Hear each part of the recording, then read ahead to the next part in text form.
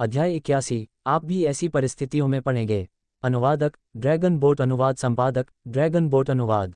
रात के खाने के बाद शौर्य और लू वेन की घुरघुराहट और फूशुया की प्रसन्नता भरी नज़रों के बीच ऊपर की ओर चले गए। शौर्य के कमरे में प्रवेश करने के बाद शौर्य ने दरवाज़ा बंद कर दिया। उसने मुड़कर देखा तो लूली उसके बिस्तर के सामने खड़ी थी। उसका शरीर अकड़ रहा था। वह पूछने से खुद को रोक नहीं सका, क्या हुआ? लूली ने अपना सिर हिलाया। उसकी आंखें इधर उधर घूम गईं और उसकी आवाज़ बहुत धीमी थी। भाई, तुम मुझे क्या दिखाने जा रहे हो? जब शौर्य ने ये सुना तो वह लूली की ओर देखकर मुस्कुराया। बेशक, ये कुछ अच्छा है। तुम्हें ये पसंद आएगा। तभी शौर्य ने अपना हाथ खोला और उसकी हथेली में एक हल्का लाल गोला दिखाई दिया। उससे निकलने वाली हल्की रोशनी ने उनके चेहरों पर लाल पर्दा डाल दिया। लूली ने अचानक शौर्य के हाथ में दिखाई देने वाले प्रकाश के गोले को देखा और अपनी आंखें सिकोड़ लीं। यह क्या है? शौर्य मुस्कुराया। ये पहली देव कला है जो मैंने जागृत की है। शौर्य को पहले ही बहाना मिल गया था। सभी तरह की देव कलाएं थीं। लिनलिंग के पास कमजोरियों को देखने की अवैज्ञानिक देव कला भी थी। तो क्या हुआ अगर उसके पास ऐसी देव कला थी जो ऊर्जा पैदा कर सकती थी? ये पुनर्तः उचित था। उन्होंने चौंके हुए लूली को देखा और कहा, यह एक प्रकार की ऊर्जा है और इसका उपयोग साधना के लिए किया जा सकता है। यह मार्शल योद्धा अवस्था के सभी स्तरों को पूर्णता तक ला सकता है। क्या? लूली ने अपनी आंखें चौड़ी करके अविश्वास से शौर्य को देखा। मार्शल योद्धा अवस्था में सभी छोटे स्तरों में पूर्णता तक पहुंचना, यह कोई साधारण प्रतिभाशाली व्यक्ति नहीं कर सकता था। उसने छोटे से प्रकाश वाले गोले को देखा। उसकी आंखें चमक उठीं और फिर उसने शौर्य की ओर देखा और कहा, भाई, ये बहुत कीमती है। तुम्हें इसे खुद इस्तेमाल करना चाहिए। ली बहुत खुश है कि तुम इसे मेरे साथ साझा करने को तैयार हो। शौर्य मुस्कुराया। यह मेरी प्रतिभा है, मैं इसे हर दिन बना सकता हूँ। मैं पहले से ही आत्मा मार्शल अवस्था में हूँ, इसलिए इसका मेरे लिए ज़्यादा उपयोग नहीं है। लूली ने ये सुना और अपने होठों को काटते हुए पुष्टि करने की कोशिश की, क्या ये वास्तव में भाई के लिए कोई उपयोग नहीं है? आपको मुझसे झूठ बोलने की अनुमति नहीं है, अन्यथा ली पिताजी को रिकॉर्डिंग के बारे में बता देगी। शौर्य का मुंह हैंग गया। वह हमेशा उसे धमकाने के लिए इसका इस्तेमाल करती थी और उसके पिता इस बात को लेकर संवेदनशील थे। वह क्या कर सकता था? वह निराश हो चुका था। चिंता मत करो, मैंने ली से झूठ नहीं बोला। ये सबसे निचले स्तर का गोला था। ये लूली के लिए अभी काफ़ी था। उच्च स्तर के गोले में ऊर्जा बहुत शक्तिशाली थी। यह उसके लिए उपयुक्त नहीं था। शौर्य की पुष्टि सुनकर लूली मुस्कुराई और प्रकाश का गोला ले लिया। तो ली इसके बारे में बहुत विनम्र नहीं होगा। इससे वह निश्चित रूप से शौर्य के समान विश्वविद्यालय में प्रवेश ले सकेगी। शौर्य ने सिर हिलाया और मुस्कुराते हुए कहा, ली, अभी कोशिश करो। अगर कोई समस्या होगी तो मैं समय रहते उसका समाधान कर सकता हूँ। ये पहली बार था जब वह किसी और को प्रकाश का गोला दे रहा था। उसे बस मामले में नज़र रखनी चाहिए। अगर कोई समस्या हुई तो वह उसके लिए गोले की ऊर्जा को खा सकता था। लूली ने सिर हिलाया। उसने चारों ओर नज़र घुमाई और उसका चेहरा लाल हो गया जैसे ही वह शांति से शौर्य के बिस्तर पर रेंगने लगी। शौर्य ने उसे बैठकर प्रकाश का गोला खाते हुए देखा। तुरंत ही उसका शरीर लाल हो गया। उसकी सुंदर भौं इस तरह सिकुड़ गई मानो उसे दर्द हो रहा हो। फिर भी वह रुकी नहीं। उसने खेती जारी रखी। शौर्य ने गंभीरता से देखा, अगर कुछ हुआ तो वह तुरंत उसका समाधान कर देगा। ... समय धीरे धीरे बीतता गया। 1 घंटे बाद लूली ने धीरे धीरे अपनी आंखें खोलीं, लेकिन कमरे में शौर्य को बिल्कुल भी नहीं देखा। अचानक उसे एक अजीब सी गंध महसूस हुई। फिर उसने अपने शरीर की ओर देखा और कांप उठी। उसका चेहरा शर्म से लाल हो गया। शौर्य, जो शुरू से ही बाहर खड़ा था, ने देखा कि दरवाज़ा खुला और लूली की आकृति बाथरूम में घुस गई। वह अपनी हंसी रोक नहीं सका। लूली जैसी सुंदर महिला के शरीर में भी अशुद्धियां थीं, लेकिन उसे असहज महसूस न हो इसके लिए शौर्य जल्दी ही निकल गया था। उसे अंदर जाते देख और पानी की छपाक की आवाज़ सुनकर शौर्य मुस्कुराता हुआ दरवाजे पर झुक गया। थोड़ी देर बाद पानी बंद हो गया। तभी लूली की शर्मिंदा आवाज़ सुनाई दी, शौर्य, शौर्य, क्या तुम दरवाजे पर हो? शौर्य ने चेहरे पर मुस्कुराहट के साथ कहा, हाँ लूली, तुम्हारा भाई यहाँ है। बाथरूम में एक पल के लिए सन्नाटा छा गया और फिर लूली की दयनीय आवाज़ सुनाई दी, भाई, ली कपड़े नहीं लाया। क्या आप ली के लिए एक ला सकते हैं? हाँ, ये घटित हो रहा था। जब उसके साथ ऐसा हुआ तो उसे मजबूरन मुकाबला करना पड़ा। उसे आज भी यह बात याद है। ली, आप भी ऐसी परिस्थितियों में फंस गए थे। उसके होंठ पागलों की तरह उठे। ज़रूर, सारी रिकॉर्डिंग डिलीट कर दो। यह उसकी योजना थी। उनके जैसे बुद्धिमान व्यक्ति के लिए इस अवसर का उपयोग करना कैसे संभव नहीं था। शौर्य ने खुशी खुशी यह सब सोचा। इस बार वह ब्लैकमेल से छुटकारा पा सकेगा। बाथरूम में फिर से शांति छा गई। ठीक उसी समय जब लूजी लूली के आत्मसमर्पण का इंतजार कर रहा था, फुशुया लूली का पजामा ले आया। उसने आश्चर्य से शौर्य को देखा। अच्छा लड़का, तुम यहाँ क्या कर रहे हो? तुम यहाँ हो तो ली ने मुझे उसके कपड़े लाने के लिए संदेश क्यों भेजा? शौर्य, फोन। उसका फोन कहाँ से आया? तभी उसे याद आया। ऐसा लग रहा था कि लूली कपड़े पहनकर अंदर चली गई है, इस वजह से उसका फोन भी ले लिया गया। आह, गलत अनुमान। फुशुया ने दरवाजा खटखटाया और कहा, ली, आपके कपड़े यहाँ हैं। तभी दरवाज़ा थोड़ा खुला और फुशुया कपड़े देकर चली गई। जाने से पहले उसने शौर्य को एक अजीब नज़र से देखा। जल्द ही दरवाज़ा फिर से खुल गया। लूली ने अपना टैडी पजामा पहना हुआ था। उसका खूबसूरत चेहरा लाल रंग से ढका हुआ था। जाहिर है वह अपनी पिछली स्थिति के बारे में शर्मिंदा महसूस कर रही थी। उसने शौर्य की ओर देखा और फिर जल्दी से अपने कमरे में वापस चली गई और खुद को कंबल से ढक लिया। उसने लूजी को बिना कुछ कहे वहीं छोड़ दिया। लूजी ने सोचा था कि लूली अपनी योजना की विफलता पर विजयी महसूस करेगी, लेकिन वह ऐसे ही भाग गई।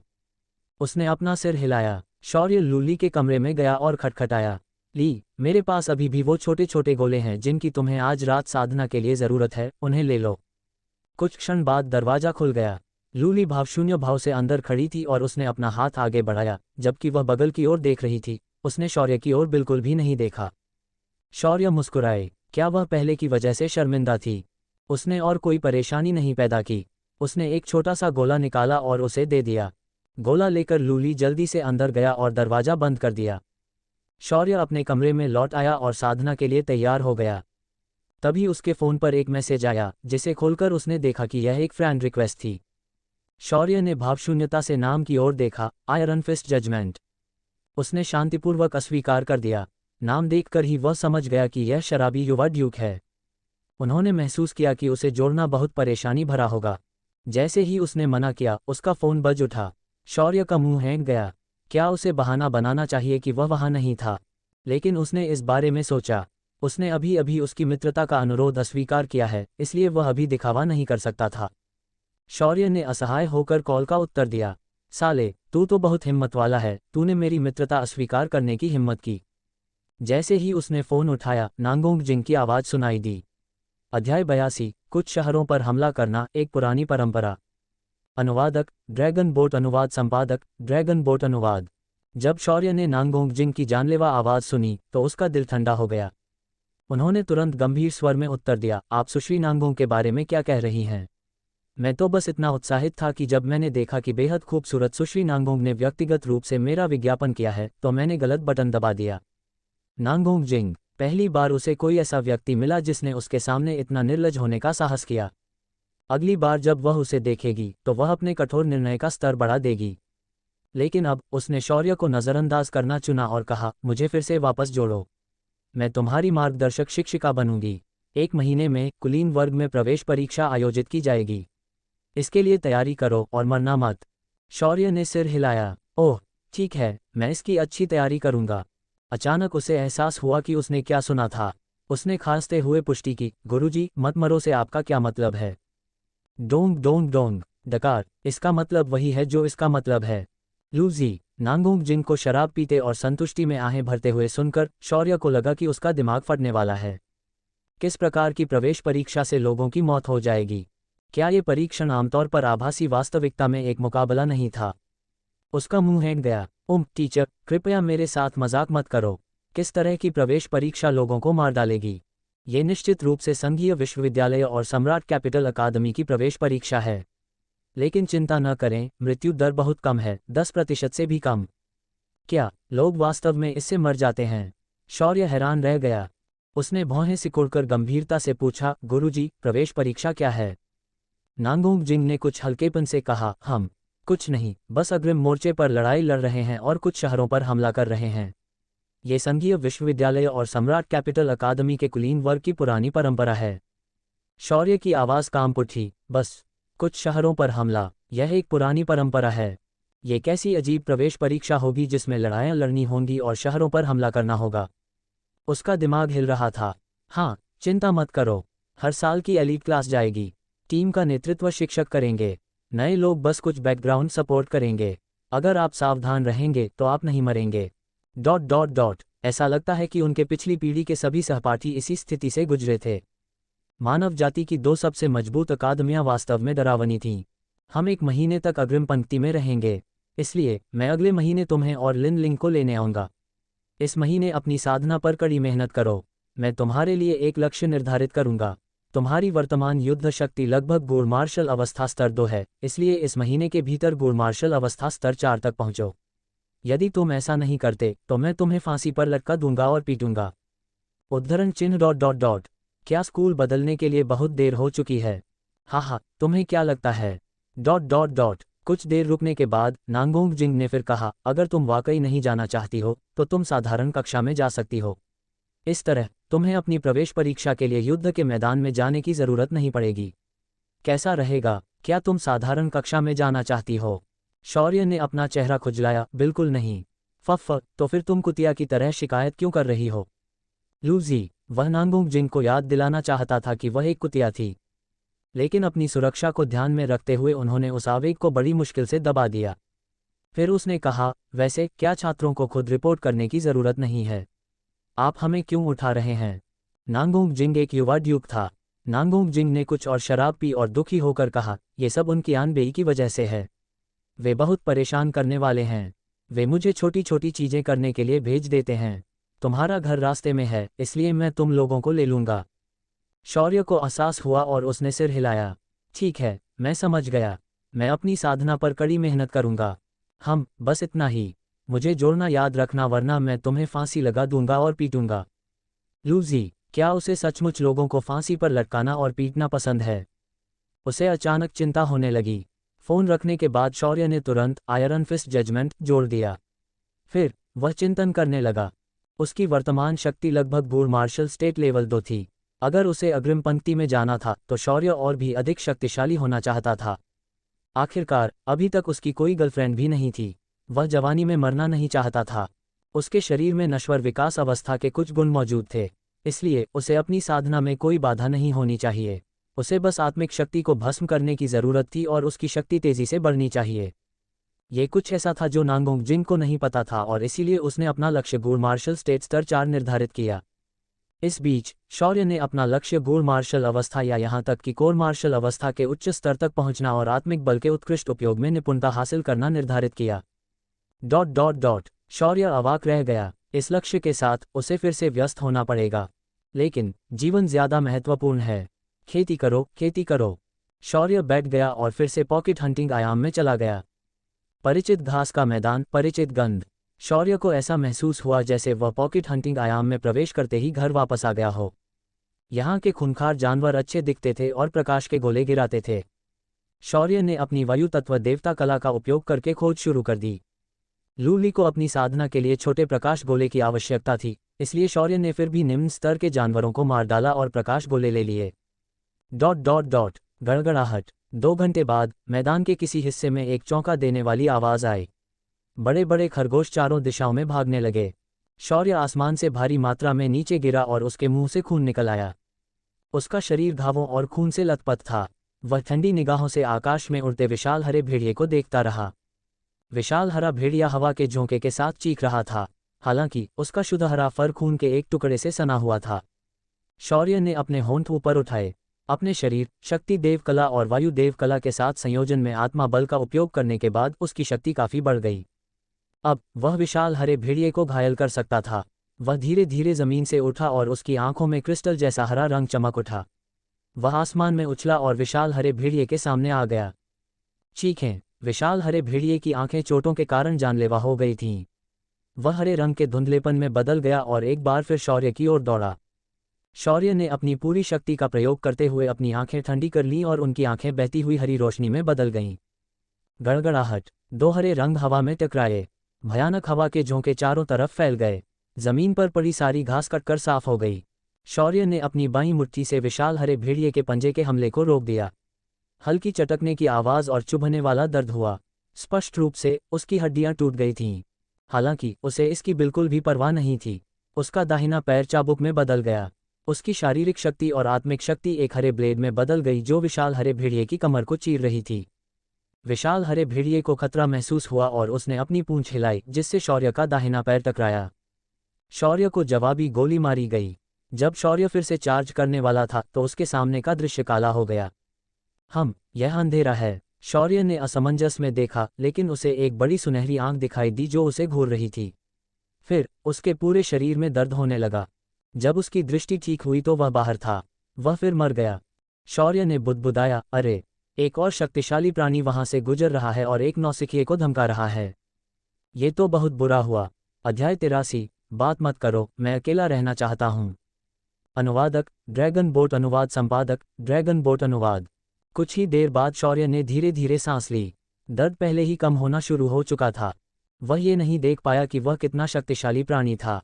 इसने पूरे सूर्य को ढक लिया था और इसकी विशाल सुनहरी आंखें सूर्य की तरह चमक रही थीं। वह इसे याद रखने वाला था। उसे बदला लेना ही होगा। हालांकि उसने यह उम्मीद नहीं की थी कि जैसे ही वह अपने शरीर में आत्मिक शक्ति खींचेगा वह विशाल हरे भेड़िए को घायल कर देगा। इससे शौर्य का आत्मविश्वास और बढ़ गया। खेती वह जल्द से जल्द विशाल हरे भेड़िए को मारने की कोशिश करेगा। तब तक उसकी वायु तत्व देव कला शायद एक बार फिर बढ़ जाएगी। इस बारे में सोचते हुए शौर्य ने अपनी आंखें बंद कर लीं। उसके मस्तिष्क से कुछ छोटे प्रकाश के गोले गायब हो गए और उसका शरीर शक्ति से भर गया। जैसे ही उसने ची आकर्षण मंत्र का प्रयोग किया, उसके शरीर और आत्मा की शक्ति दोनों धीरे धीरे बढ़ने लगी। ... जब कमरे में सूरज की रोशनी की पहली किरण आई तो शौर्य ने धीरे से अपनी आंखें खोलीं। उसने अपनी मुट्ठियां भींच लीं और जब उसे अपनी शक्ति में वृद्धि महसूस हुई तो वह मुस्कुराया। साफ होने के बाद शौर्य आदतन प्रशिक्षण मैदान में चला गया। जैसे ही उसने दरवाजा खोला, शौर्य को आश्चर्य हुआ कि लूली पहले से ही वहां साधना कर रही थी। उसकी लंबी और सेक्सी काया चमक रही थी। उसके मुंह की ऐंठन पर काबू पाया गया था और उसकी हथेली की तकनीक नर्म दिख रही थी, लेकिन उसमें अपार शक्ति थी। शौर्य की आंखें चमक उठीं क्योंकि उसे लगा कि वह इन दिनों काफी मेहनत कर रही है। शौर्य को अंदर आते देख लूली रुक गई और आश्चर्य से बोली, भाई इतनी जल्दी क्यों आ गए? उसने अभी अभी स्नातक की उपाधि प्राप्त की है। वह थोड़ा और आराम क्यों नहीं करता? शौर्य ने मुस्कुराते हुए कहा, मैं जाग गया था इसलिए मैं यहाँ आया। भाई की चीज का इस्तेमाल करने के बारे में ली को कैसा लगता है? लूली की आंखों में उत्साह की चमक थी और उसने सिर हिलाया। मैं त्वचा निखारने में पूर्णता तक पहुंच गई हूँ। भाई की चीज वाकई बहुत काम की है। वह भी एक विलक्षण प्रतिभा थी। वह मात्र 17 वर्ष की आयु में मार्शल योद्धा स्तर 8 तक पहुंच गई थी और उसकी 6 आंतें परिष्कार में परिपूर्ण थीं। हालांकि वह सामान्य छात्रों के सापेक्ष केवल एक विलक्षण प्रतिभा थी और वह शौर्य को एक आश्चर्य देने जा रही थी। शौर्य मुस्कुराया, यह अच्छा है। अगले महीने में भाई तुम्हें हर दिन ये देगा। तुम्हें बस अपनी साधना पर ध्यान केंद्रित करने की जरूरत है। शौर्य ने प्रवेश परीक्षा के लिए जाने से पहले लूली को एक छोटी सी स्टोरेज रिंग दिलवाने के बारे में सोचा जिसमें वह लाइट ऑर्ब्स को स्टोर कर सके। इस तरह वह उसे भविष्य में भी हिस्सा दे सकता था। लूली की आंखें चमक उठीं जब उसने शौर्य को देखा और पूछा, तो भाई ली से आपका कर्ज कैसे चुकाना चाहता है? जब शौर्य ने यह सुना तो उसकी आंखें चमक उठीं और वह बिना किसी हिचकिचाहट के बोला, रिकॉर्डिंग हटा दो। लूली ने दूसरी ओर देखा और बिना किसी हिचकिचाहट के कहा, ऐसा मानो कि मैंने ऐसा नहीं कहा। लूजी, अरे, क्या वह उसे इतना ब्लैकमेल करने के लिए कुछ चाहती है? लूली मुस्कुराया, वैसे भाई ने कुछ दिनों से ली से लड़ाई नहीं की है। ली की चाल और हथेली की तकनीक दोनों ही खराब हो गई हैं। क्या तुम ली को सिखा सकते हो? शौर्य ने यह सुना और उसके होंठ पागलों की तरह ऊपर उठ गए। चूंकि ली ने यह कहा है तो भाई कैसे सहमत नहीं हो सकता? बेशक मैं सहमत हो सकता हूँ। वह इस दुष्ट और निर्लज बहन को अच्छा सबक सिखाने जा रहा था। वह उसे बड़े भाई के अधिकार के बारे में बताना चाहता था। दोनों एक दूसरे के सामने खड़े थे। शौर्य ने लूली को देखकर मुस्कुराते हुए कहा, आओ भाई तुम्हें कुछ संकेत देता है। यदि वह किसी स्वामी की मुद्रा में दिखे तो क्या वह उसकी प्रशंसा करेगी? शौर्य ने बहुत सुंदर सोचा। लूली ने मुस्कुराते हुए जवाब दिया, तो ली पहले हमला करेगा। फिर लूली अपने काले मार्शल आर्ट के वस्त्र पहने हुए एक काली छाया में बदल गई और शौर्य पर हमला करने लगी। उसका दाहिना हाथ हथेली में बदल गया और शौर्य की छाती की ओर दबा। उसकी हथेली सफेद रोशनी से चमक उठी जो कि पूर्ण परिष्कार का प्रतीक था। शौर्य ने मुस्कुराते हुए इस स्थिति से बचने के लिए दाईं ओर जाने की योजना बनाई। इस समय शौर्य के चेहरे का भाव अचानक बदल गया। उसने महसूस किया कि कोई उसके बाएं पैर को पकड़ रहा है। उसने नीचे देखा तो पाया कि उसकी छाया में अंधकार का एक झोंका आया था जिसने उसके बाएं पैर को जकड़ लिया था। शौर्य, अंधेरे बल की शक्ति बहुत ज्यादा नहीं थी। शौर्य ने थोड़ा बल लगाया और उसे दूर भगा दिया, लेकिन फिर भी वह एक पल के लिए रुक गया। इस समय लूली की सफेद हथेली नजदीक आ रही थी। हवा ने शौर्य के बालों को उड़ा दिया। शौर्य की आंखें चमक उठी लेकिन वह शांत रहा। उसने लूली की पतली कलाई पकड़ ली और उसे अपने वश में करना चाहा। हालांकि शौर्य को उम्मीद नहीं थी कि जहां उसने उसकी कलाई पकड़ी थी वहां भी एक छोटा सा अंधेरा दिखाई देगा। अंधेरा कंपन कर रहा था और काफी प्रतिरोध कर रहा था। शौर्य ने अपनी आंखें खोलीं। वह चीज क्या है? इस समय लूली ने अपने होंठ ऊपर उठाए। उसकी बाईं हथेली फिर से शौर्य की छाती की ओर बढ़ी। सफेद रोशनी में काली ची की एक किरण भी थी। शौर्य का मुंह हैंग गया। क्या वह सचमुच सोचती थी कि वह इतना कमजोर था? उसके हाथ में एक क्रिस्टल रंग चमक उठा। जैसे ही उसने तुरंत लूली की काली शक्ति को दबा दिया और लूली के बाएं हाथ को पकड़ने के लिए दूसरा हाथ बढ़ाया। उसकी दोनों हथेलियां अपनी जगह पर जमी हुई थीं। लूली ने अपने होंठ काटे और अपने दाहिने पैर से लात मारी। शौर्य मुस्कुराया और हाथ हिलाया, आसानी से लूली को घुमाया और उसकी पीठ को अपनी ओर कर लिया। उसने एक हाथ से उसकी दोनों कलाइयों को पकड़ा और उसके सिर पर थपथपाया। ठीक है, तुम हार गई। लूली ने असंतोषजनक संघर्ष किया लेकिन पाया कि वह बिल्कुल भी हिल नहीं सकती।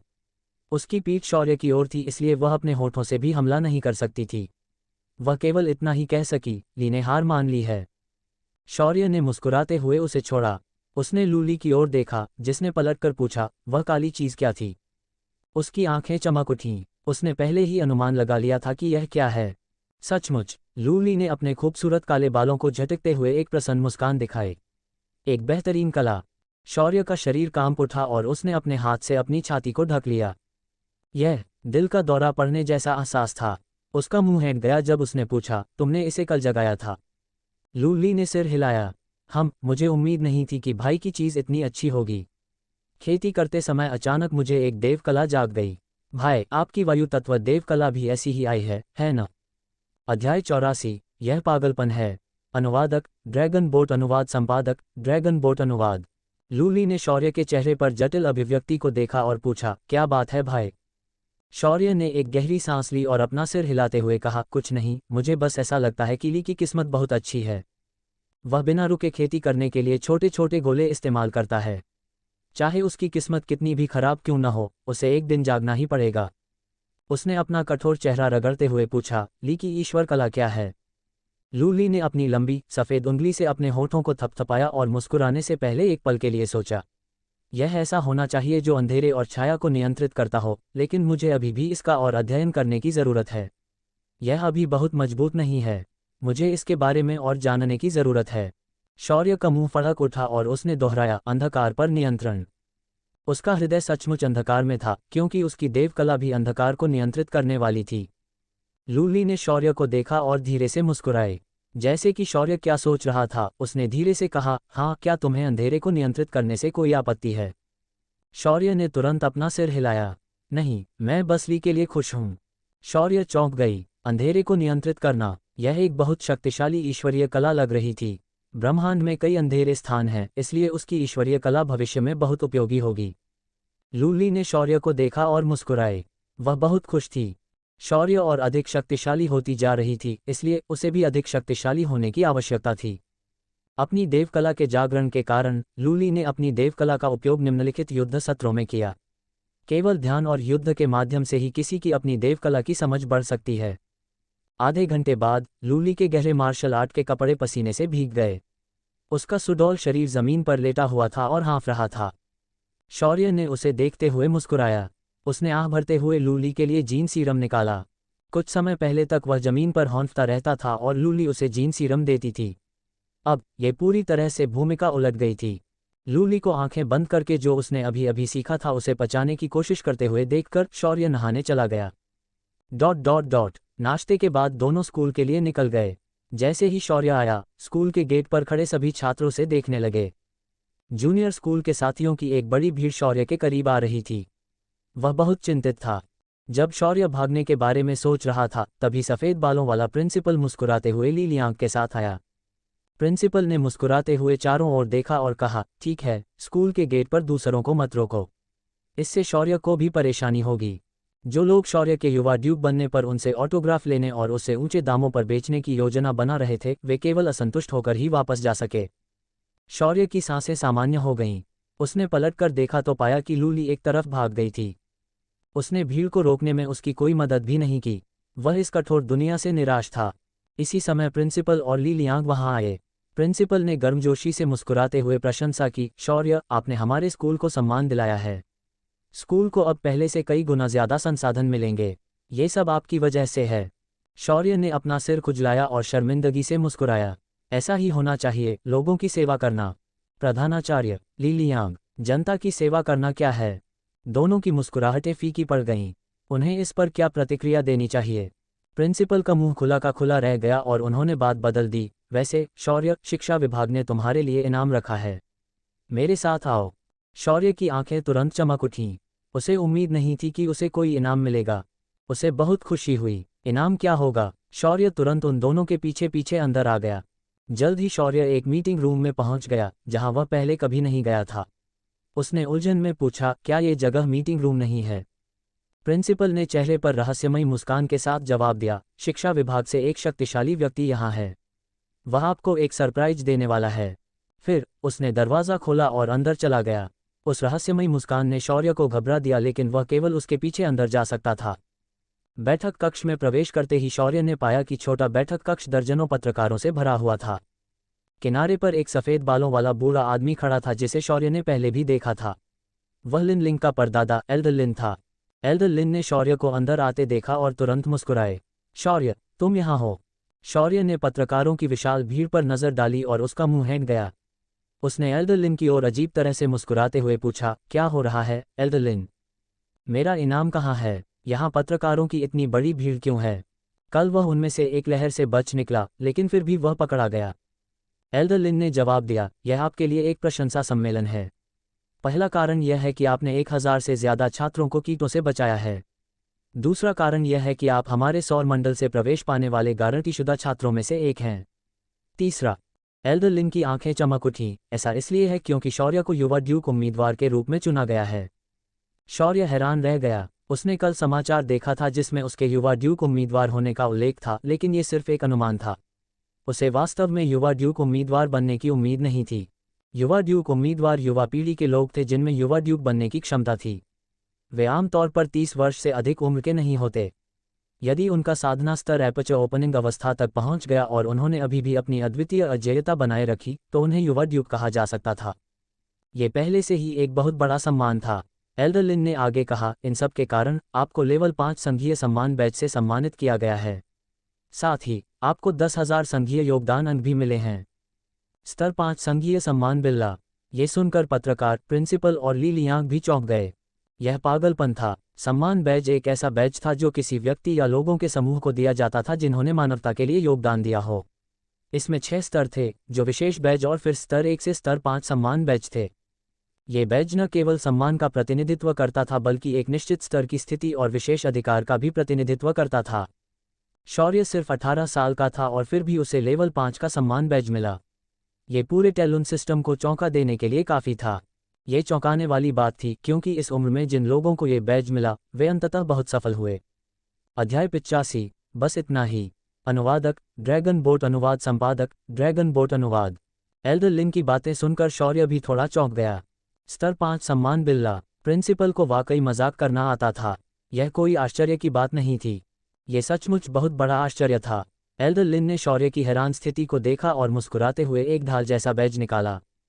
बैज पूरी तरह से काला था और इसकी सतह पर एक सुनहरी पट्टी थी।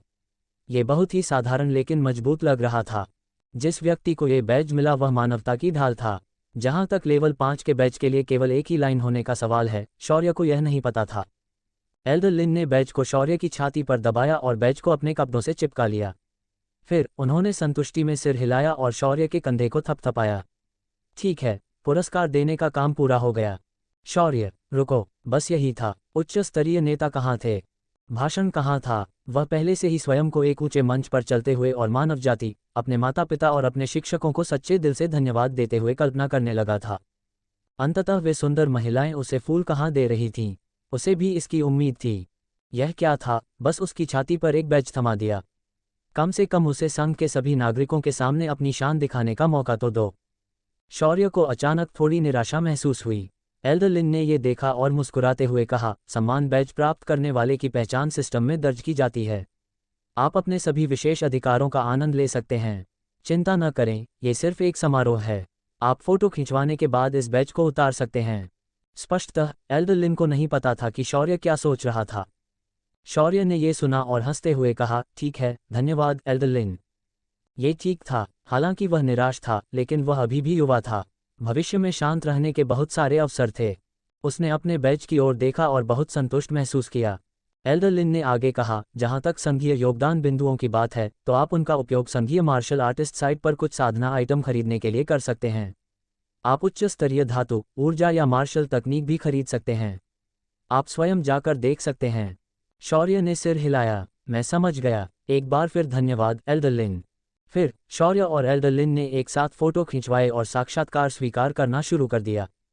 ये पत्रकार सिर्फ शौर्य के युवा ड्यूक उम्मीदवार बनने के बारे में जानकारी इकट्ठा करने आए थे। उन्हें इससे भी ज्यादा चौंकाने वाली खबर मिलने की उम्मीद नहीं थी। मात्र 18 वर्ष की उम्र में लेवल 5 का सम्मान बैच प्राप्त करना, ऐसी खबर पूरे तेलुन सिस्टम को झकझोरने के लिए काफ़ी थी। सेलिब्रिटी सितारों के विपरीत, हालांकि प्रतिभाशाली मार्शल कलाकार भी सेलिब्रिटी थे, पत्रकार केवल उनकी मार्शल आर्ट या युद्ध रिकॉर्ड के बारे में ही रिपोर्ट करते थे। वे उनकी साधना को प्रभावित होने से बचाने के लिए उनके निजी जीवन के बारे में रिपोर्ट नहीं करते थे।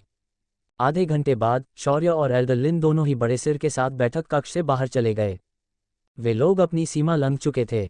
वह उनके द्वारा पूछे गए एक भी सवाल का जवाब नहीं दे सका। ये सब इस बात पर निर्भर करता है कि जब वह इतने प्रतिभाशाली थे तो उन्होंने सूक्ष्म होना क्यों चुना। वह केवल मुस्कुराहट ही बनाए रख सका। जब वह छोटा था तो उसे पता नहीं था कि वह इतना ताकतवर है। लेकिन शौर्य सच नहीं बोल सका। इस समय कक्षाएं चल रही थीं। स्कूल का मैदान बहुत शांत था। एल्डर लिन ने शौर्य को देखा और मुस्कुराए। शौर्य, पिछली बार लिन लिंग की मदद करने के लिए धन्यवाद। शौर्य ने अपना चेहरा खुजाया और हंसते हुए जवाब दिया, आप बहुत विनम्र हैं एल्डर लिन। अगर मैं नहीं भी पहुंच पाता तो भी आप वहां जाते हैं न। एल्डर लिन ने हंसते हुए शौर्य को थपथपाया। वह बच्ची थोड़ी नासमझ है। भविष्य में तुम दोनों सहपाठी बनोगे, इसलिए कृपया उसकी देखभाल करने में मदद करो। शौर्य का मुंह हैंग गया। वह उससे भी अधिक निर्लज थी, तो वह उसकी देखभाल कैसे कर सकता था। फिर एल्डर लिन ने शौर्य को एक सफ़ेद अंगूठी दी। शौर्य, ये तुम्हारे लिए है। शौर्य ने सफ़ेद अंगूठी को देखा और अपनी आंखें चौड़ी कर लीं। क्या यह एक स्टोरेज रिंग है? एल्डर लिन ने कहा, यह लिन लिंग को बचाने के लिए एक उपहार है। संघीय विश्वविद्यालय आपको 1.5 किलोग्राम स्पिरिट गोल्ड देगा, जबकि इस स्टोरेज रिंग में कुछ उच्च स्तरीय धातुएं हैं। उच्च स्तरीय धातुओं का उपयोग स्पिरिट गोल्ड के साथ मिलकर अपना खुद का स्पिरिट संचालित युद्ध कवच बनाने के लिए करें। ये सुनकर शौर्य को याद आया कि उसने पिछली बार भी इसके बारे में सुना था। उसने उत्सुकता से पूछा, एल्डर लिन, आत्मा से संचालित युद्ध कवच क्या है? एल्डर लिन मुस्कुराए और अपना स्पष्टीकरण देना शुरू किया। मुझे सबसे पहले स्पिरिट गोल्ड के बारे में बात करनी चाहिए। ब्रह्मांड में सामान्य धातुओं में मजबूत स्पिरिट बल चालकता नहीं होती है, लेकिन स्पिरिट गोल्ड में अपेक्षाकृत अच्छी स्पिरिट बल चालकता होती है। यदि आप युद्ध कवच या हथियार बनाते समय कुछ स्पिरिट गोल्ड मिलाते हैं और कुछ तकनीकों का उपयोग करते हैं, तो ये हथियार या कवच में स्पिरिट बल के प्रवाह को बढ़ा सकता है, जिससे इसकी युद्ध शक्ति बढ़ जाती है। इन कवच और हथियारों को स्पिरिट संचालित कवच और स्पिरिट संचालित हथियार कहा जाता है। पिछली बार आपने जिन योद्धाओं को देखा था, वे सभी आत्मा से संचालित कवच और हथियारों का इस्तेमाल करते थे। बेशक दोनों कप्तानों सहित उनके हथियारों और कवच में बहुत कम आत्मा सोना था। 1.5 किलोग्राम आत्मा सोने से बहुत अच्छा आत्मा संचालित कवच बनाया जा सकता है। स्पिरिट गोल्ड भी एक सामरिक संसाधन है। हालांकि स्पिरिट पावर्ड आर्मर का ग्रहीय अवस्था से ऊपर के प्राणियों के लिए कोई उपयोग नहीं है, लेकिन निम्न स्तर के मार्शल आर्टिस्ट हमेशा सभ्यताओं के बीच लड़ाई में सबसे अधिक संख्या में होते हैं। स्पिरिट गोल्ड के उनके लिए कई उपयोग हैं। एल्डर लिन की आंखों में ठंडक चमक उठी और फिर उन्होंने आगे कहा, इस बार हमने ब्लेड दानव जाति के साथ युद्ध शुरू किया क्योंकि हमें सीमा पर प्रचुर मात्रा में स्पिरिट गोल्ड की खान मिली थी। हे, अगर उन्हें ये ग्रह मिल जाता है तो उनकी सैन्य शक्ति मानव जाति से आगे निकल जाएगी। शौर्य ने ध्यान से सुना। ये सब बातें थीं जो उसे नहीं पता थीं। ब्रह्मांड बहुत बड़ा था और उसमें अनगिनत खतरे थे, लेकिन साथ ही अनगिनत खजाने भी थे। आत्मा का सोना उनमें से एक था। एल्डर लिन मुस्कुराए, भविष्य में आपको और भी बहुत कुछ पता चलेगा। इस प्रवेश परीक्षा के लिए आप और लिन लिंग असली युद्ध के मैदान में जाएंगे। हर समय अपनी सतर्कता बनाए रखें। शौर्य ने ये सुना और सिर हिलाया। मैं समझ गया। एल्डर लिन ने सिर हिलाया और कहा, आत्मा द्वारा संचालित कवच के बारे में आपको इसे विश्वविद्यालय में बनाना होगा। उससे पहले अपनी शक्ति को बेहतर बनाने पर ध्यान केंद्रित करें। लिन लिंग दुखी है कि वह तुमसे हार गई। वह पहले ही साधना के लिए बाहर गई थी। जब वह वापस आएगी तो वह तुम्हारे साथ मुकाबला करना चाहेगी। तुम्हें उसे अच्छी तरह से पीटना होगा ताकि उसका उग्र स्वभाव और अधिक शांत हो सके। अध्याय 86। लगता है मैंने ये स्क्रिप्ट पहले कहीं देखी है। अनुवादक ड्रैगन बोट अनुवाद संपादक ड्रैगन बोट अनुवाद। एल्डर लिन के शब्दों ने शौर्य को दिल में मुस्कुराहट दी। एल्डर लिन ने ये सब इसलिए किया क्योंकि वह एक प्यारे परदादा थे। शौर्य ने स्टोरेज रिंग को देखा और मुस्कुराते हुए कहा, चिंता मत करो एल्डर लिन, मैं इसका ध्यान रखूंगा। उसे हराना बहुत आसान होगा। वह अपने संघीय योगदान अंकों का उपयोग लूली के लिए एक स्टोरेज रिंग खरीदने के लिए करना चाहता था, लेकिन एल्डर लिन ने उसे एक रिंग दे दी। अब उसे बहुत अच्छा महसूस हो रहा था। शौर्य का जवाब पाकर एल्डर लिन ने भी राहत की सांस ली। शौर्य की प्रतिभा और शक्ति वहां थी। शौर्य की निगरानी में वह अधिक आश्वस्त महसूस कर सकता था। आखिरकार ब्लेड दानव जाति युद्ध के मैदान पर दया दिखाने वाली नहीं थी। फिर एल्डर लिन ने कहा, ऐसी स्थिति में मैं लिन लिंग को तुम्हारे पास छोड़ दूंगा। मैं पहले जाऊंगा। शौर्य ने सिर हिलाया और एल्डर लिन को अलविदा कहा। इसके बाद शौर्य कक्षा में आया और ली लियांग को पाया।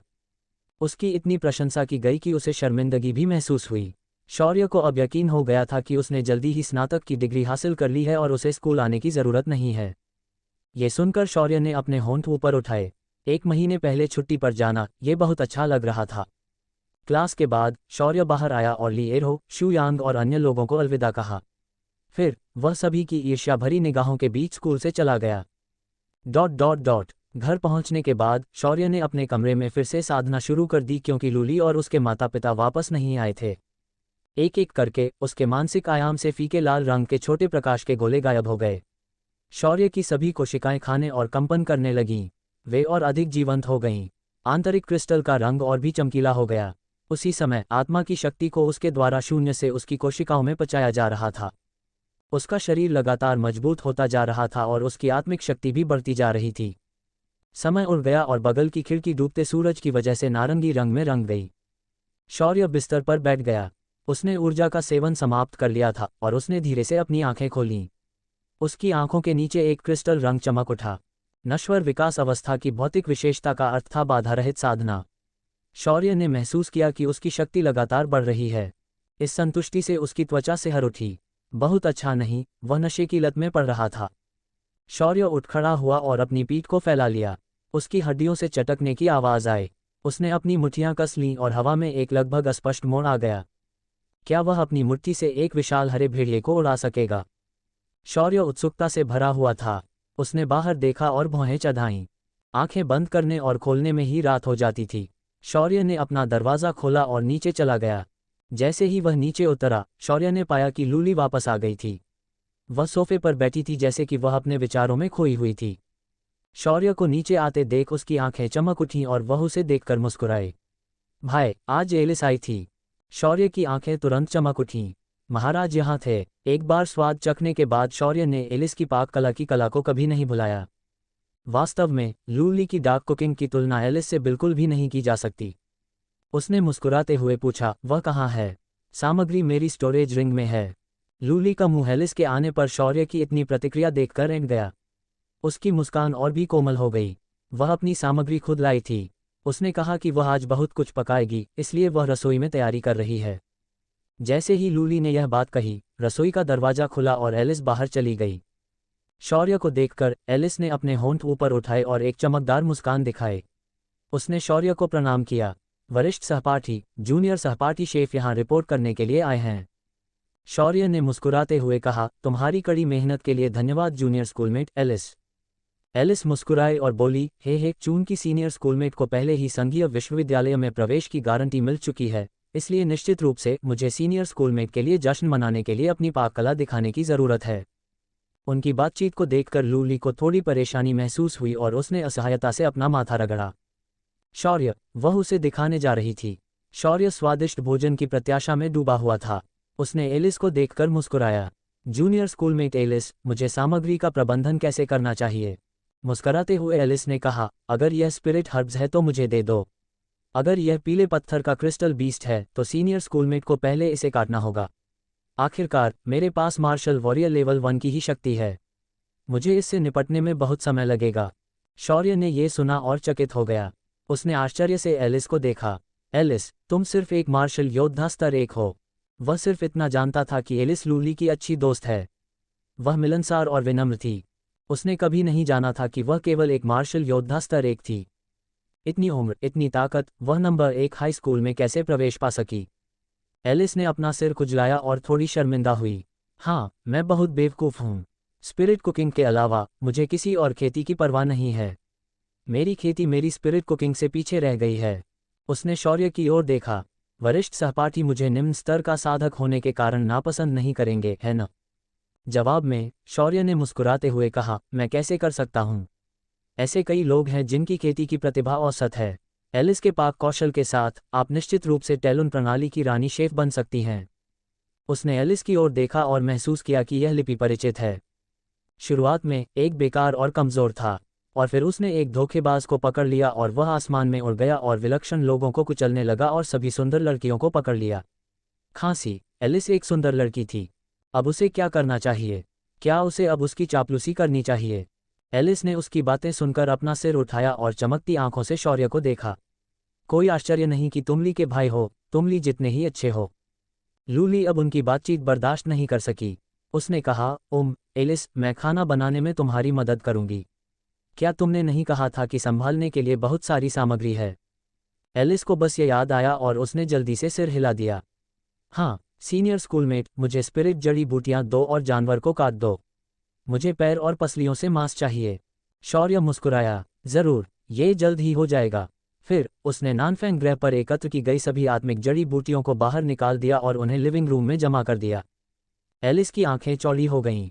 उसने कहा, वाह, इतने सारे! ये सभी अच्छी गुणवत्ता वाली स्पिरिट जड़ी बूटियां हैं। शौर्य मुस्कुराया और थोड़ा गर्व महसूस किया। मैंने उन सभी को इकट्ठा करने में बहुत समय लगाया।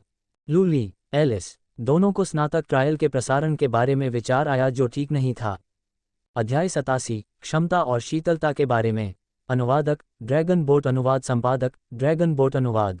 अंत में एलिस ने अजीब तरह से मुस्कुराते हुए कहा, आहा, सीनियर स्कूलमेट, मैली के साथ इन स्पिरिट जड़ी बूटियों से निपटने जाऊंगी। मैं पीले पत्थर के क्रिस्टल जानवर को तुम्हारे पास छोड़ दूंगी। शौर्य मुस्कुराया, चिंता मत करो, ये जल्द ही हो जाएगा।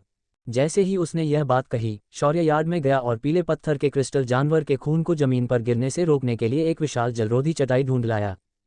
फिर उसने एक जानवर निकाला और उसे चटाई पर रख दिया। जैसे ही उसने अपना दाहिना हाथ ऊपर उठाया, उसकी आंखों के नीचे एक हरी रोशनी चमक उठी और एक तेज हरी हवा की धार दिखाई दी। चीख! हरे प्रकाश की चाप चमकी और तुरंत ही पीले पत्थर के क्रिस्टल जानवर को काट डाला। बुनियादी मुट्ठी तकनीक में उनकी महारत एकदम सही थी। हालांकि तलवारों पर इसका इस्तेमाल करना थोड़ा कम कुशल होगा, फिर भी ये प्रयोग करने योग्य होगा।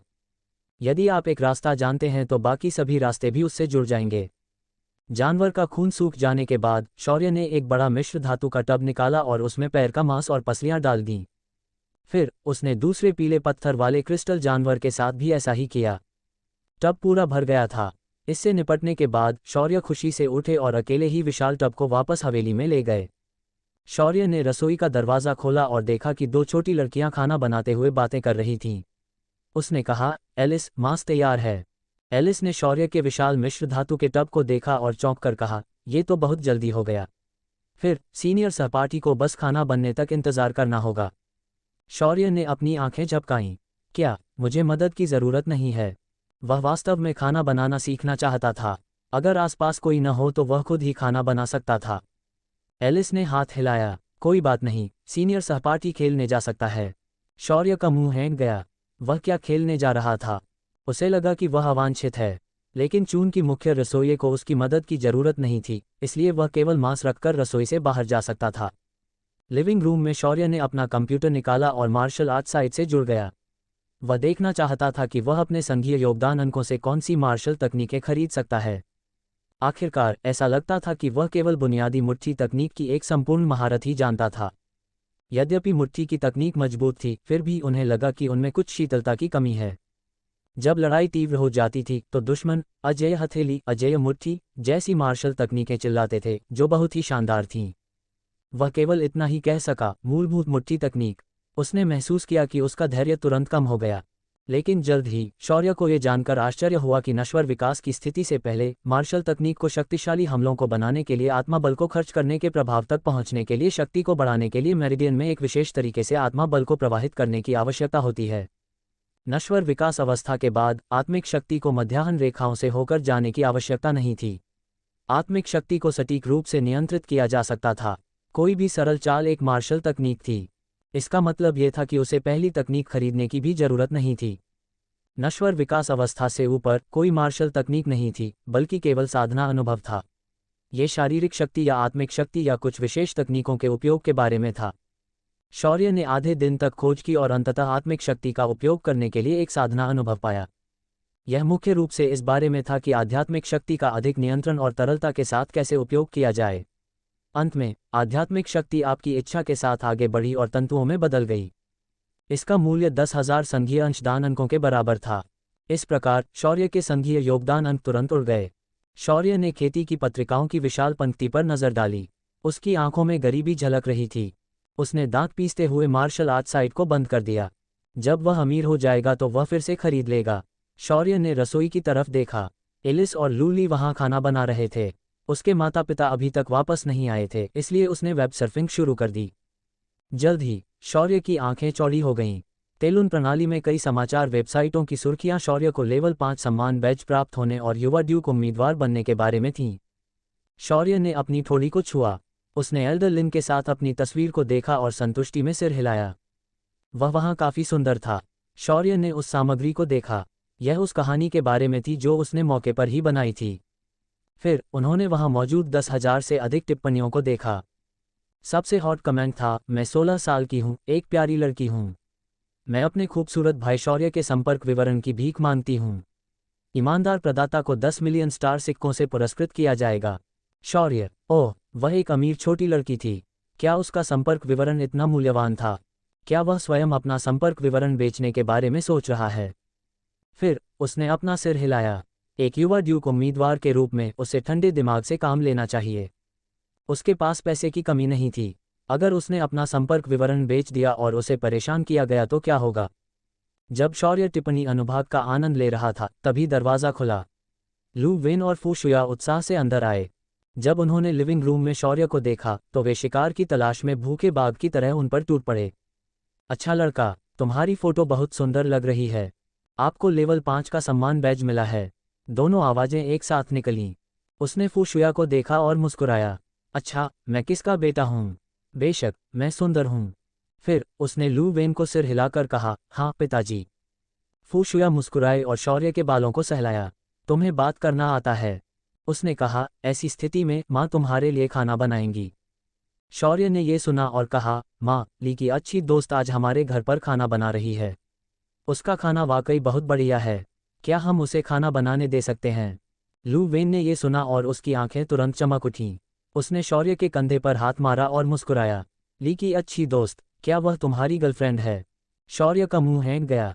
उसके पिता उसे इतनी बुरी तरह से गर्लफ्रेंड ढूंढना चाहते थे। वह इसे बर्दाश्त नहीं कर सका। वह लू वेन की ओर मुस्कुराया और कहा, नहीं। लू वेन की मुस्कुराहट तुरंत गायब हो गई और उसने शौर्य को तिरस्कार से देखा। बेकार। फू शुया मुस्कुराया, तो मैं अंदर जाकर देखूंगा। मेरे अच्छे बेटे ने भी कहा कि इसका स्वाद अच्छा है। इसका स्वाद कैसा होगा? एक माँ के रूप में उसके बेटे ने दूसरी लड़की के खाना पकाने की तारीफ की। उसे जिज्ञासा और चुनौती महसूस हुई। फिर फू शुया अंदर गया। पिता और पुत्र बैठक कक्ष में बैठकर बातें कर रहे थे। ये लू वेन बोल रही थी और लूजी सुन रही थी। लू वेन ने बस इतना कहा था कि उसे एक गर्लफ्रेंड बनानी चाहिए। ये बहुत अजीब था।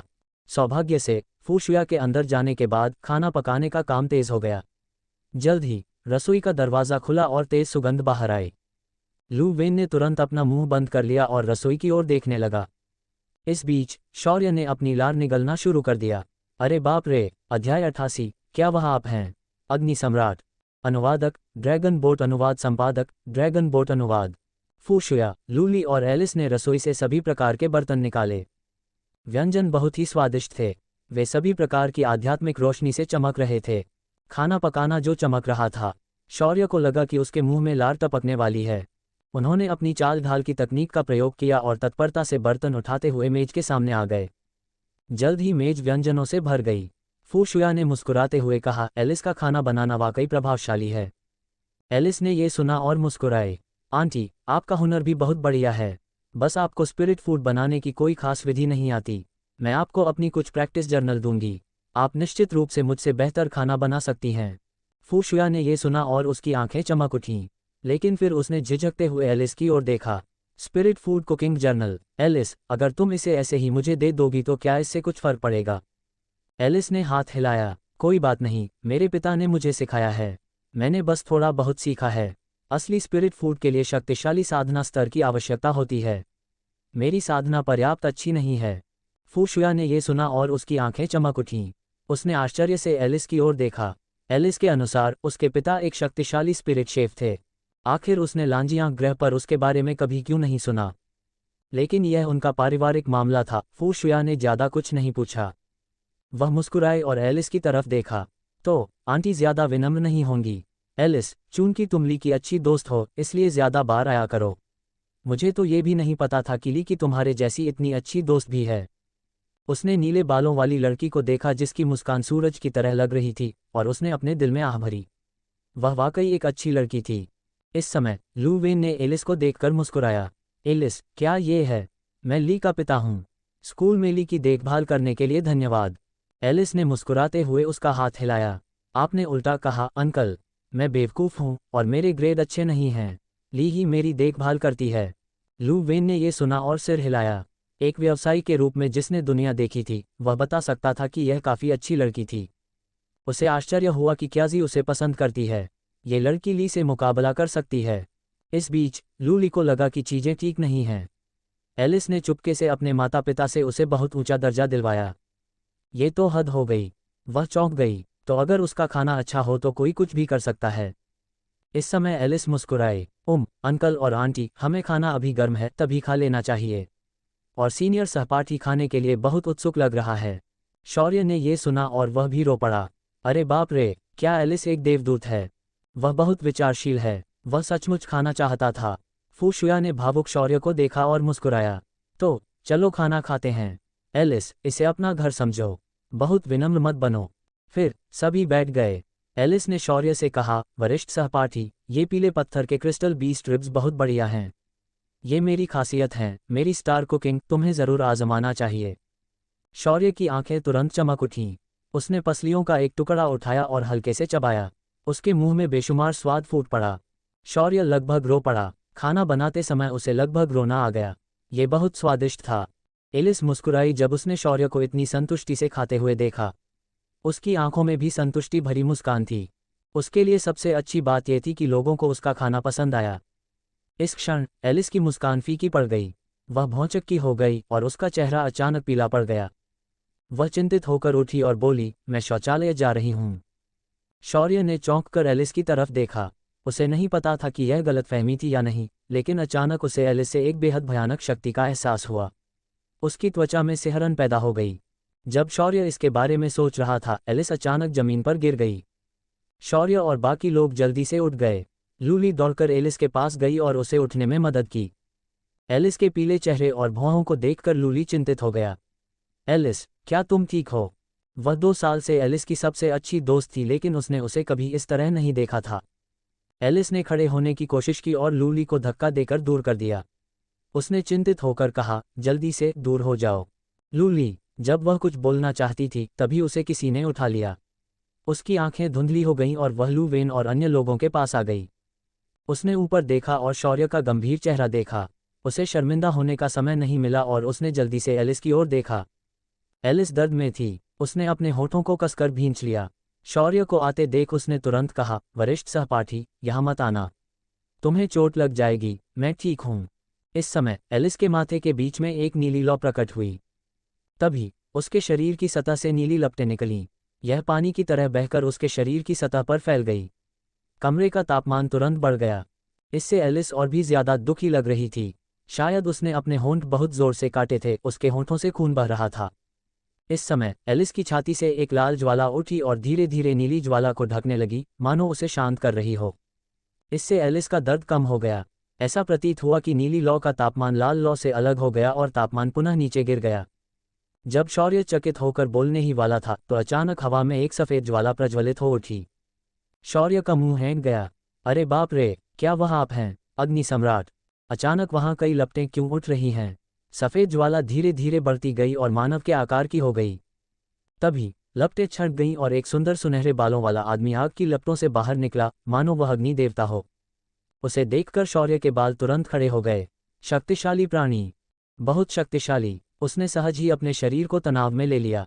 ये शक्तिशाली प्राणी कम से कम उस 6 पंखों वाले काले ड्रैगन जितना ही शक्तिशाली था। पिताजी, आप यहाँ हैं। एलिस ने जैसे ही सुनहरे बालों वाले आदमी को देखा, उसकी सांसें फूल गईं। उसने अपनी भौहें सिकोड़कर खुशनुमा मुस्कान दिखाने की कोशिश की, लेकिन उसके होठों पर खून के छींटे थे। अध्याय 89। मुझे ये बिल्कुल पसंद नहीं है। अनुवादक, ड्रैगन बोट अनुवाद संपादक, ड्रैगन बोट अनुवाद। इस समय एलिस की हमेशा की तरह चमकदार मुस्कान ने शौर्य के दिल को दुखाया। उसका मूड थोड़ा जटिल था। क्या उसे पहले बहुत दर्द नहीं होता था? इस समय वह क्यों मुस्कुरा रही है? उसी समय शौर्य ने राहत की सांस ली। उसे लगा कि कोई शक्तिशाली प्राणी उसके पीछे आ रहा है। तो वह एलिस का पिता था। इंतजार, क्या एलिस एक मार्शल योद्धा स्तर 1 नहीं था? उसके पिता इतने शक्तिशाली क्यों थे? शौर्य ने सुनहरे बालों वाले सुंदर आदमी को चकित होकर देखा। इस समय उस आदमी को शौर्य की नज़र की परवाह नहीं थी। वह चिंतित होकर एलिस के पास गया और उसका हाथ पकड़ लिया। लाल लौ उसकी पीली सफ़ेद लौ के चारों ओर घूम रही थी और इधर उधर उछल रही थी। इस बीच नीली लौ ने उसकी सफ़ेद लौ को जोर से जला दिया। स्माइलिंग फेस कैजुअल डेट बस एक क्लिक दूर है। सुनहरे बालों वाले आदमी ने ऐसा होने दिया। ये सुनिश्चित करने के बाद कि एलिस सही अवस्था में है, उसने आखिरकार राहत की सांस ली। उन्होंने कमज़ोर एलिस को गोद में उठाया और फिर शौर्य की तरफ देखा और फिर दोस्ताना अंदाज में मुस्कुराए। शौर्य, तुमने बहुत अच्छा किया। कड़ी मेहनत करते रहो। फेडरेशन को तुम्हारे जैसे प्रतिभाशाली लोगों की ज़रूरत है।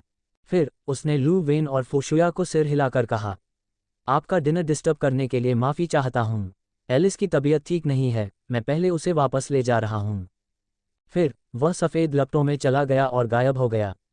लिविंग रूम में चारों लोगों ने एक दूसरे को देखा। लू वेन ने भौहें सिकुड़ी और लू ली की तरफ देखा। ली, क्या तुम जानते हो कि एलिस कौन है?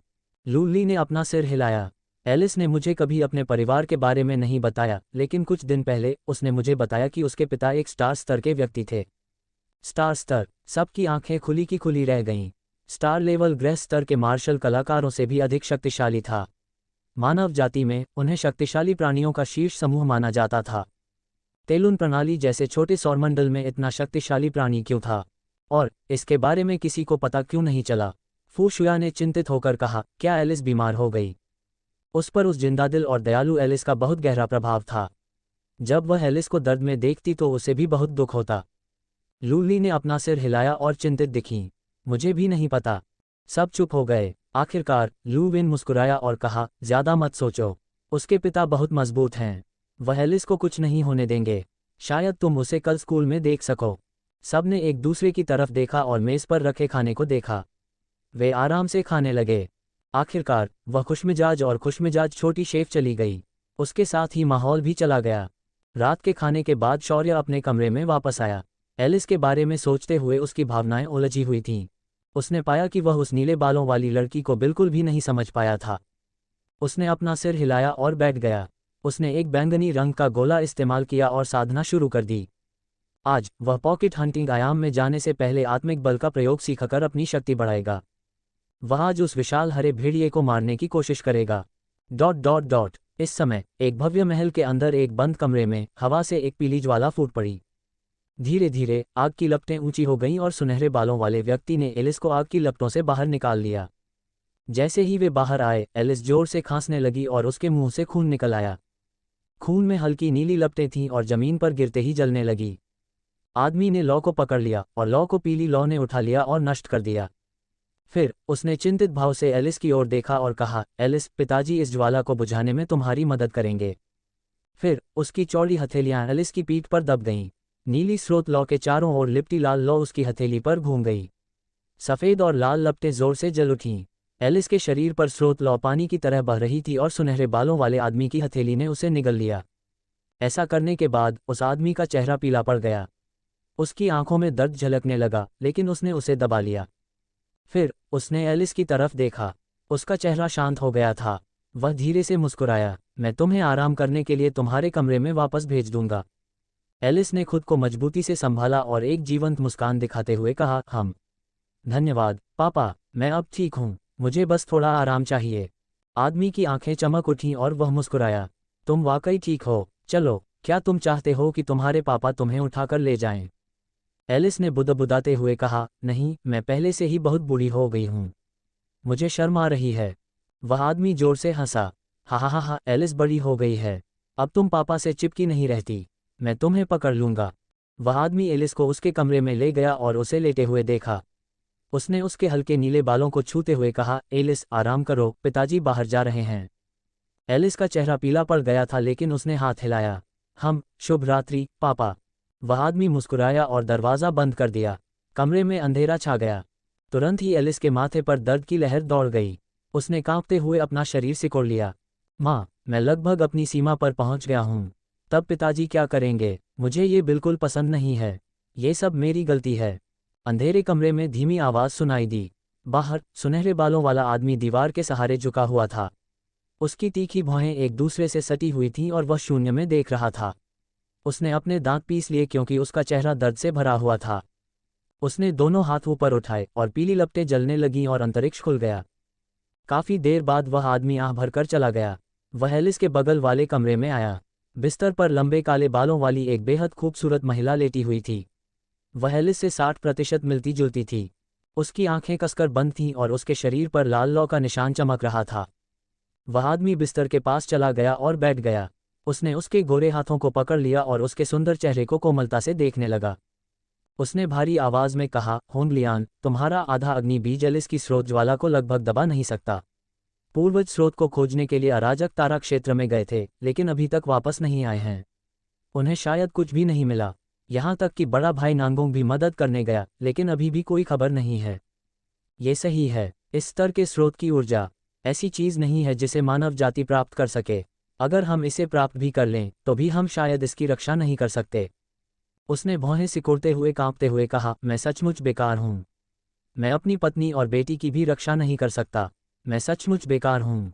होंगलियान, मुझे क्या करना चाहिए? अध्याय 90, वे सभी जो चालें चलते हैं। अनुवादक, ड्रैगन बोट अनुवाद संपादक, ड्रैगन बोट अनुवाद। आसमान में अंधेरा था और तारों की रोशनी खिड़कियों से होकर कमरे के अंदर शौर्य पर पड़ रही थी, जिससे उसके ऊपर चांदी जैसी रोशनी की एक परत पड़ रही थी। पॉकेट हंटिंग आयाम में अभी भी वही घास के मैदान थे। शौर्य और 100 मीटर दूर खड़ा विशाल हरा भेड़िया एक दूसरे को घूर रहे थे। दोनों की आंखें ठंडी थीं। वे मौत के दुश्मन थे। शौर्य ने अपनी मुट्ठियां बंद कर लीं और उसका शरीर क्रिस्टल के रंग में बदल गया। क्रिस्टल बॉडी पूरी तरह से सक्रिय। उसके पारदर्शी शरीर से हल्की हरी रोशनी प्रवाहित होकर उसके चारों ओर घूमने लगी। पवन तत्व देवकला पूरी तरह से सक्रिय। आखिरकार क्रिस्टल और हरा रंग धीरे धीरे कम हो गया, गहरा और भारी हो गया। उसी समय शौर्य के शरीर से शुद्ध आध्यात्मिक शक्ति की एक लहर निकली। शक्ति, भगवान, कला और आत्मा बल पूरी तरह से सक्रिय। वर्तमान शौर्य अपनी सबसे मजबूत अवस्था में था। उसने नर्म मिट्टी पर एक कदम रखा और पीछे एक धुंध छोड़ गया। जिस जमीन पर उसने कदम रखा वह चूर्ण चूर्ण हो गई।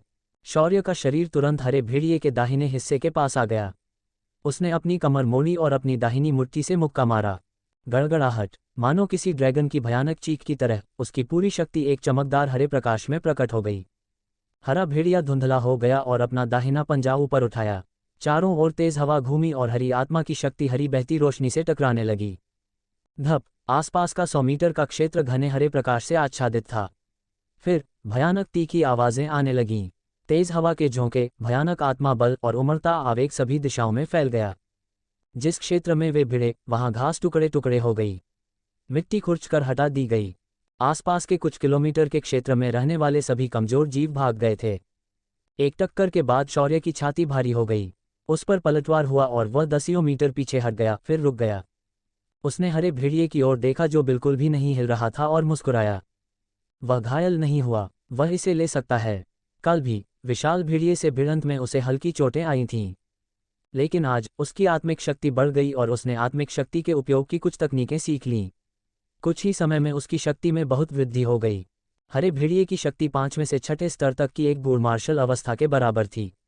पिछली लड़ाइयों में उसे पीटा गया था, लेकिन इस बार वह इसका सामना करने में सक्षम था। उसकी शक्ति एक बूढ़ मार्शल राज्य स्तर 5 के करीब पहुंच रही थी, है ना? उन्होंने नांगोंग जिंग के अनुरोध को सिर्फ 2 दिनों में पूरा कर दिया। यह शायद कुछ ऐसा था जिसकी नांगोंग जिंग ने कभी उम्मीद नहीं की होगी। बेशक ये शौर्य द्वारा आत्मा बल का उपयोग करना सीखने से संबंधित था और इस प्रकार उसमें एक विस्फोटक सुधार हुआ। विकास जल्द ही धीमा हो जाएगा। लेकिन फिर भी शौर्य को लगा कि वह 1 महीने में उच्च गुण मार्शल राज्य स्तर तक पहुंचने में सक्षम होगा। शौर्य ने अपना ध्यान पुनः आगे की ओर केंद्रित किया। अगर वह विशाल हरे भेड़िए को मार देता तो उसे वायु तत्व के गोले का उच्च स्तर मिल जाता। तब तक उसकी वायु तत्व देवकला में विस्फोटक वृद्धि हो चुकी होती। तब तक तो वह और भी अधिक शक्तिशाली हो चुका होगा। ये सोचते हुए शौर्य ने अपने होंठ चाटे और भेड़िए को घूरते हुए देखा। इससे भेड़िया अपनी दुम भींचकर आधा कदम पीछे हट गया। शौर्य ने इस पर ध्यान नहीं दिया और दूसरा हमला शुरू कर दिया। उसकी आकृति हरे भेड़िए के ऊपर प्रकट हुई, जबकि उसका दाहिना पैर भयंकर बल के साथ नीचे उतरा। गड़गड़ाहट, चीखें, हरे भेड़िए को खतरा महसूस हुआ और उसका पुष्ट शरीर गायब हो गया। शौर्य चूक गया और जमीन में कुछ मीटर गहरी खाई में गिर गया। उसकी आंखों के कोने में हरे रंग की एक धारा चमक उठी। उसके शरीर के चारों ओर हवा का प्रवाह हुआ और वह तुरंत 1 मीटर दूर चला गया। एक चमकती हरी हवा की धार शौर्य के बगल में हवा को चीरती हुई घास पर गिर पड़ी। घास के बड़े बड़े टुकड़ों को काटकर साफ कर दिया गया और 10 मीटर लंबी खाई बना दी गई। तुरंत ही विशाल भेड़िया शौर्य के ऊपर प्रकट हुआ। उसने अपने पंजे कुछ बार हिलाए और हरी हवा की धारें तूफान की तरह शौर्य पर टूट पड़ीं। शौर्य का मुंह हैंग गया। तेज हवा के झोंके शौर्य के क्रिस्टल रंग के शरीर से टकराकर खनकने की आवाजें पैदा कर रहे थे। शौर्य ने अपनी मुट्ठियां कस लीं। उसकी मुट्ठियों पर मौजूद आत्मिक शक्ति और ताकत हिल गई और हवा में हल्की लहरें दिखाई देने लगीं। उसकी आंखें ठंडी हो गईं जब उसने दोनों मुट्ठियों से मुक्का मारा, जिससे 2 हरे प्रकाश स्तंभ बन गए, जिन्होंने तुरंत हवा की किरणों को तितर बितर कर दिया और हरे भेड़िए की ओर प्रहार किया। फिर वायु तत्व देवकला का उपयोग करते हुए वह प्रकाश के हरे स्तंभों के पीछे चला गया और हरे भेड़िए की ओर बढ़ा। बादल की गरज, हरे भेड़िए ने दहाड़ लगाई क्योंकि उसके मुंह पर घने वायु तत्व एकत्रित हो गए थे। प्रकाश की गेंद घूमती रही और तेज हवा के ब्लेड छोड़ती रही। तभी भेड़िए ने थूका और गेंद खंभों से टकराई, जिससे आंखों को चीर देने वाला हरा धमाका हुआ। इसके बाद गड़गड़ाहट जैसी आवाजें आईं। इस समय शौर्य ने इस अवसर का उपयोग हरे भेड़िए के बगल में आने और भेड़िए की कमर पर लात मारने के लिए किया। गड़गड़ाहट, शौर्य के पैर से शक्ति भेड़िए के शरीर में प्रवाहित हुई। यह एक भयानक ज्वार की तरह था जिसने भेड़िए की सुरक्षा को तुरंत तोड़ दिया और उसके अंदरूनी हिस्सों पर हमला किया। उसकी रीढ़ की हड्डी में दरार की आवाज आई और शक्ति के उस ज्वार में उसके अंग बिखर गए। भयानक शक्ति के कारण उसका शरीर जोर से जमीन में धंस गया, जिससे एक उथली खाई बन गई। हरे भेड़िए ने सोचा कि ये 2 पैरों वाला जानवर कितना काला दिल वाला है। उसने घायल होने की जरा भी परवाह नहीं की और विस्फोट से बचते हुए आगे बढ़ गया। क्या यह मरना चाहता था? उसकी शक्ति निश्चित रूप से शौर्य की तुलना में अधिक मजबूत थी और उसे लगा कि उसकी जीत निश्चित है। हालांकि इस मानव ने आत्मघाती रणनीति अपनाई। विस्फोट से उत्पन्न हरा रंग गायब हो गया और शौर्य आकाश में प्रकट हुआ। उसका शरीर टूट रहा था, खून बह रहा था और वह जोर जोर से हौंफ रहा था। वह विस्फोट उसके लिए भी अच्छा नहीं था। हरे भेड़िए के लिए, जिसका आक्रमण रक्षा से अधिक शक्तिशाली था, वह संभवतः अंदर आधा मरा हुआ होगा। हालांकि ये लगभग आत्मघाती हमला स्पष्ट रूप से प्रभावी था। सामान्यतः यद्यपि उसकी शक्ति विशाल हरे भेड़िए के निकट पहुंच रही थी, उसकी गति और आक्रमण वास्तव में कमजोर थे। एक सामान्य मुकाबले में शौर्य का कोई मुकाबला नहीं होगा। केवल ऐसे कामिकेज हमले से ही उसे जीत मिल सकती है। शिक्षकों ने कहा, युवाओं में लड़ने का साहस होना चाहिए। शौर्य ने अपने लिए एक लाइक दबाया। मैं, शौर्य, लड़ने का साहस रखने वाला एक युवा हूँ।